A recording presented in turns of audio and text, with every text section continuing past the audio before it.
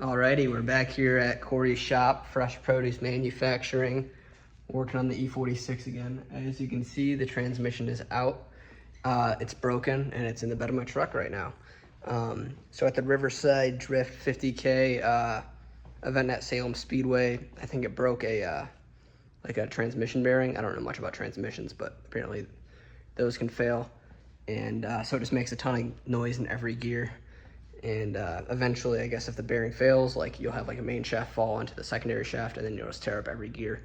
So I quit driving after that, and we decided to go with a 335 trans. So the GS6 53BZ petrol transmission. It's outside right now. Corey just pressure washed it, but I'm walking back and forth because I don't really know what to talk about. So I ripped out the old clutch setup. You can see the turbo and everything back there. And I'll show you guys the new setup. So this time around, we're going with the XClutch Extreme Performance Clutch on this. Brendan Greaves recommended this. He uses them on all his cars. So here's the old Clutch Master setup. This only had like 3 or 4 events on it, I think. So if anyone's interested, this is an FX500 sprung, whatever, for a 6-speed, like 330 trans. Here's all the information and stuff that comes with this clutch. Throwout bearing, clutch alignment tool, pilot bearing, flywheel bolts, and actually I'll take this apart and show you guys inside of there too. All right, so I don't know how familiar anyone is with the 335 trans, but the pilot bearing is actually in the input shaft of the trans. It's not like this where it's in the flywheel or in the crank. So it's a 6-puck copper ceramic disc, I think rated for 650 foot-pounds of torque or something. Here's the part number actually. XKBM24565-1R. So pretty cool. Billet, pressure plate, replaceable fork, or whatever you want to call these tangs. You can just unbolt those and you can actually replace them. Pretty cool serrated washer to hold down the pressure plate so it doesn't loosen up. Yeah, pretty excited to put this thing in, see how it feels. One of the things we have to be, oh, actually, let me grab some other parts. So here's a few other pieces to make this kit work. This is actually a starter adapter to make the M54 starter work on a N54 flywheel. It corrects the spacing because this placement's a little bit different for the ring gear. Hill Performance Bimmers sells this. And I have a new Seems Legit Garage tripod adapter thing, Guibo replacement for the drive shaft. I need to get the drive shaft shortened about 1 inch. But yeah, we'll pop this thing on the back of the trans once it's inside. And hopefully get to installing this pretty soon here. Yep. Corey opens up his computer. Big fan. This is the first thing he's looking at. Chumley. What are you trying to hide, dude? I really like Chumley. Like, really like Chumley. All right, we finally got Corey in the house. Yeah. He says, yeah. Got the clutch bolted up. Everything clears back here. You can see the how tight the ring gear is, the block. That's why you need the starter relocation. And we're gonna modify the trans and bolt it up. Before I forget, got the starter adapter bolted on, so you can see it uses this countersunk 6mm Allen key head bolt. Bolts up to the starter, and then the have a bolt going in that way, or this way from the trans, and then another one right there.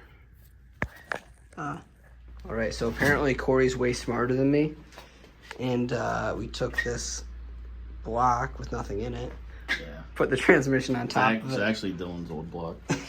Let's not talk about that. And you gotta drill these holes out right there, so you can see a little bit better. This way you can actually mark where they go instead of just guessing, which I would definitely never do that, right, Corey? Yeah, you probably just self-tapper it, to be honest. It would work good.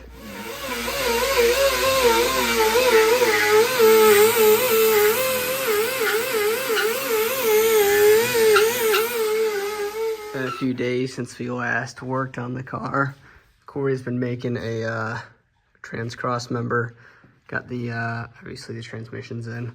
Drive shaft is back. It's been shortened about 1 inch. The trans is like an inch longer or something. Swapped in a new diff while I was at it. Went to the longer ratio for a certain track. Some new NERP Tech control arms. So while Corey's doing that, I'm messing with the stock shifter linkage. Originally this is bent to clear the guibo, but I just put it in the press and flattened it out, and it all lines up pretty well. Yeah. What'd you cook here, Corey? Some mild steel. Tyson, what did we cook? Meatloaf? Yeah, Maha the meatloaf. So that's done. Exhaust is on the car. Slave is back in the car. We need to bleed that. It's just a stock slave we think is going to work. I need to hook that back up. And we're ready to go pretty soon here. Alrighty, ladies and gentlemen. It is complete.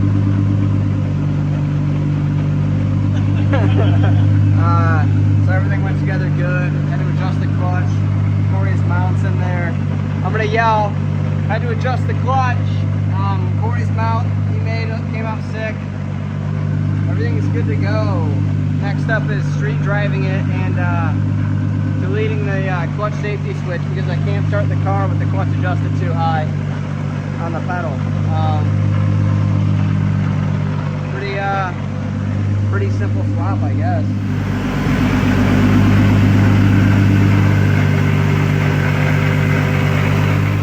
335 transmission, GS6 53BZ into an E46 with an M54.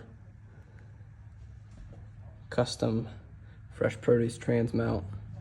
Seems legit, one-piece drive shaft. 335i clutch setup. And a starter adapter to use the M54 starter. Alrighty, so once again, a few days have passed. I'm driving the car right now, and I'm not gonna lie to you guys, I've driven it already. Drives great, no issues with the trans, shifts well. So all in all, it was a success, great success. Transmission shifts good, clutch feels good, everything lined up. I mean, the car is loud because everything's solid on it, but 6th gear, cruising down the road. Here, I'll film some shifting clips, but other than that, it's good. Let me know if you guys have any questions regarding this. I know the video's probably scared all around because I filmed it over like 3 or 4 days, but if you have any questions, just let me know and I can get you guys sorted.